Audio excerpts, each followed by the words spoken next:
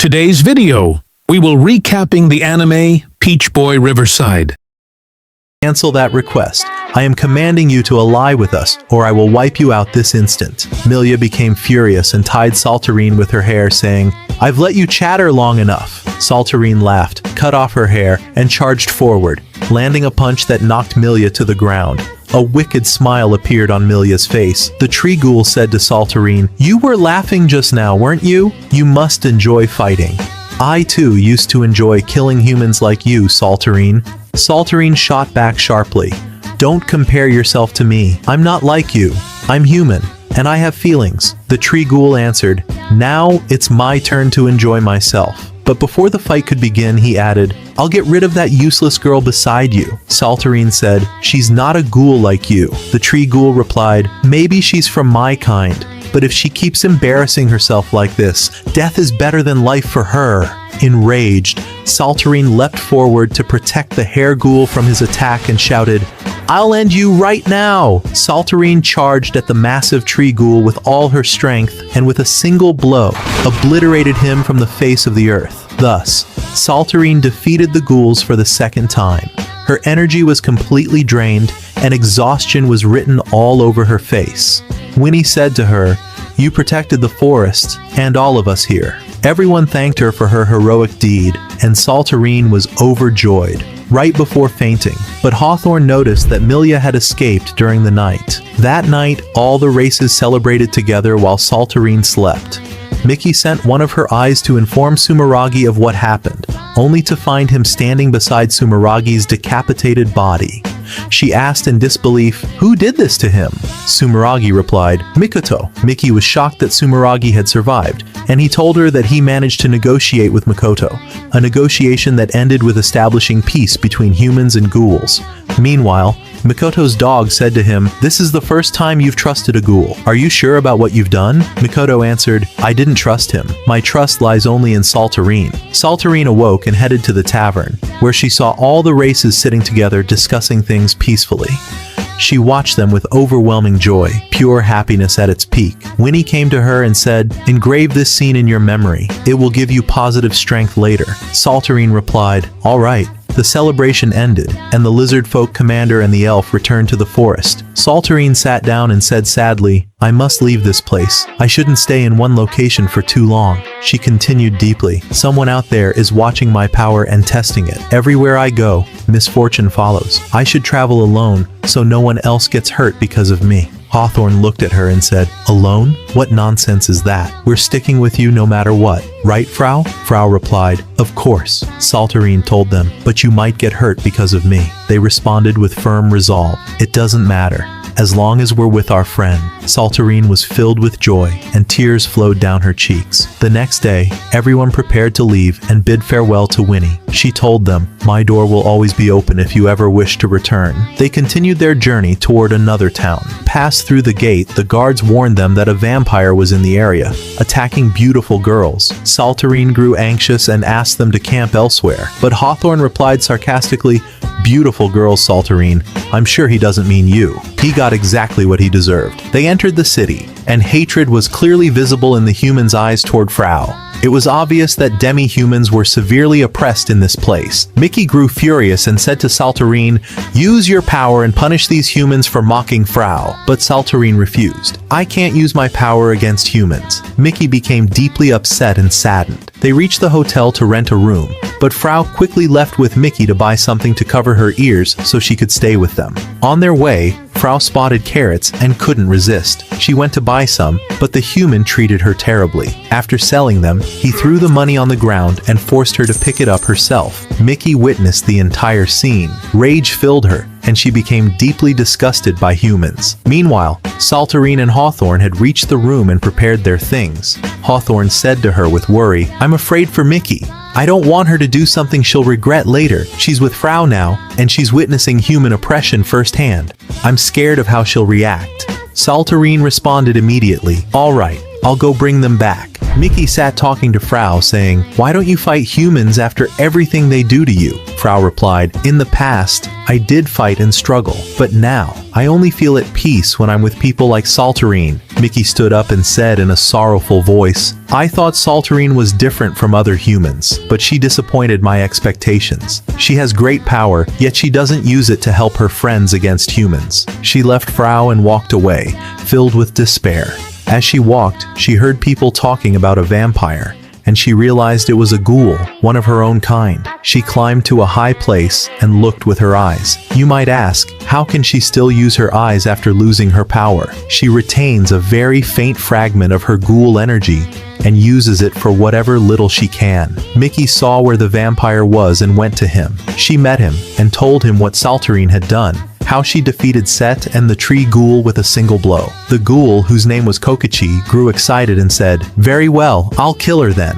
But Mickey said, no, I don't want you to kill her. I want you to wipe out everyone in this town, Kokichi answered mockingly. And am I supposed to slaughter the entire town and spare your friends? Mickey was terrified. She wanted to say yes, but fear stole the words from her tongue. At that moment, Frau entered and said to Mickey, don't push yourself so hard, Mickey. It was obvious that Frau had searched a long time for her until her feet were exhausted. Kokichi glanced at Frau and said, so you're the demi-human everyone keeps talking about.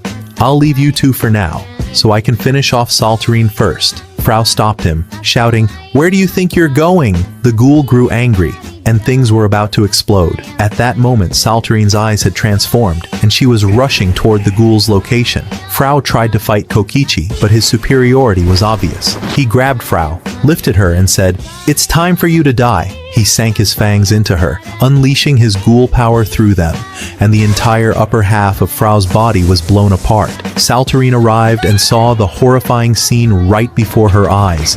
Fury consumed her. She gathered every last fragment of her strength and struck Kokichi with a powerful punch, making blood spout from his mouth. The ghoul tried to attack her again with his explosive blood, but it was useless. Saltarine said to him, ghoul power doesn't affect me, and I don't hold a grudge against your kind, but you are an exception. I will kill you now. Kokichi cut his own hand and manipulated the exploding blood from it, binding Saltarine tightly. He said, if my power doesn't affect your body, it will affect your clothes. Saltarine froze, unable to move, and he advanced to finish her off as well. Mickey tried throwing a small fragment of her power at him, but it had no effect. He said to her, just a moment ago, you were trying to protect humanity. Mickey screamed, I won't let you kill my friend. Kokichi was moved for a moment, then said, then I'll kill you both together, and gathered a massive sphere of blood to end her life. Saltarine said in despair, run away, but it was no use. At that very moment, Frau was in another place after her death. A strange girl appeared to her, like an angel, and Frau begged her to restore her body. The girl said, you've died twice in a single year. Frau answered, I know, but I have to help my friends. She asked the girl for power to defeat the ghoul. And indeed, Frau returned to where she had been. What happened to Frau? And what is this mystery? It's strange indeed. We'll find out later. Before Kokichi could kill Mickey, he heard Frau's voice behind him. Her body had been restored. 2 black wings spread from her back. Her eyes had completely changed, and she looked like a monster. He hurled blood spheres at her, but she swallowed them in a single instant. The ghoul stared at her in shock, and in the blink of an eye, she disappeared. Less than a second later, she had already pierced his heart. The ghoul fell to the ground, and Frau collapsed as well, her power fully spent. Saltarine and Mickey were stunned, utterly speechless at what they had just witnessed. The ghoul lay dying and said just before his end, at last I'll rest and return to you, Rose. It turned out that this ghoul had lived among humans, hiding his horns within his fangs. He had fallen in love with a human girl, and she had loved him back, and they had lived in perfect happiness. He married her. Ghoul instincts overpowered him, and he killed her unintentionally right after their wedding. That moment was the most painful in his entire life. Before he died, he told them, hide Frau from the people now, or trouble will erupt. He wished Mickey a happy life with her friends and said to them, farewell, and the day ended like that. The next morning, Frau woke to find the angel beside her. The girl had come to reclaim the power she had given her. Such energy was never meant to remain in the world of the living. Frau cheerfully thanked the angel for what she had done, and the girl took back her power and departed. I know, my friend, you were waiting for a proper explanation of what happened, but what can we do? That's just how the author decided it. Meanwhile, Saltarine and Mickey went to the market to buy carrots to feed Frau, hoping it would help her recover. But the carrot vendor turned out to be foul-mouthed, and he insulted Frau right in front of Saltarine and Mickey, just because she was a demi-human. Saltarine exploded with rage, landed a single punch that smashed his face, and left him there as they walked away. After seeing this from Saltarine, Mickey's heart was filled with joy, and her affection for Saltarine returned. She realized that Saltarine truly loved her friends and didn't tolerate anyone who hurt them. The two girls went back to the inn and found Frau had returned to her normal state. Everyone was overjoyed and asked her what had happened, but Frau refused to tell them anything. The group decided to leave the city immediately, afraid the soldiers would come after them once they found out Saltarine had punched the vendor.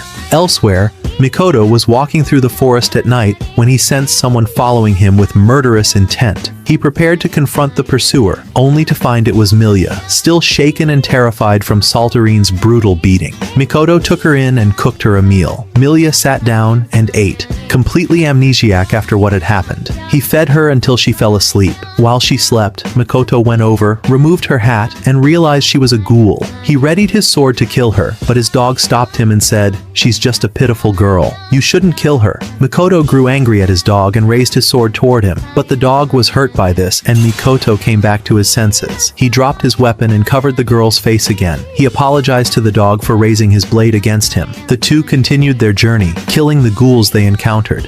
Each time Millia heard the word ghouls, she was struck by a severe headache, and her memories slowly began to return. Mikoto took her along, leading her toward the neighboring town. On the way, they were confronted by a ghoul who had come specifically to kill Millia, accusing her of abandoning the tree ghoul and running away from the battle when she should have died at his side. Mikoto told the ghoul, "She's just a priestess who's lost her memory." The ghoul raged and shouted at Millia, and with his shouting, all of her memories came crashing back. Once her memory returned, she said to him, "I'll kill you now."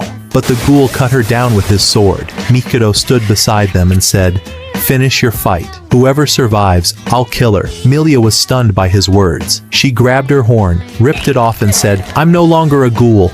You must save me." Then she collapsed unconscious. In her coma, Millia remembered Saltarine, the moment Saltarine defeated her, and thought, "I don't want to die.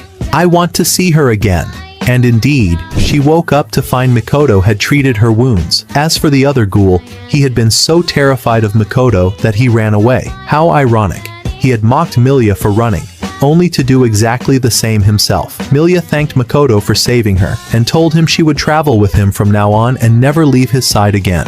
And so the day came to an end. Sometime later, Hawthorne entered a sword-fighting tournament, not because of his amazing skills, my friend, but because they had run out of money and desperately needed the prize to fund their journey. After watching several rounds of Hawthorne's matches, Saltarine and the girls grew bored and went for a walk. While they walked, Frau told them that Hawthorne's real motive for joining the competition wasn't the money, but his desire to become stronger so he could protect himself and his friends. Mickey was moved by her words and said, "In the past, I used to fight humans mercilessly, but now I'm starting to feel something different toward them." Frau patted her head and said, "Well done, Mickey." While they were talking, Mikoto walked past them. Saltarine saw him and ran after him, following with difficulty. Mikoto brought her a cup of water and said apologetically, "I'm sorry, I couldn't get anything but water right now." Then he explained why he was broke. "Millia spent all my money on food recently, and I demanded she pay her own expenses. That's why she decided to enter the tournament and win the entire prize herself. Everyone is financially doomed now."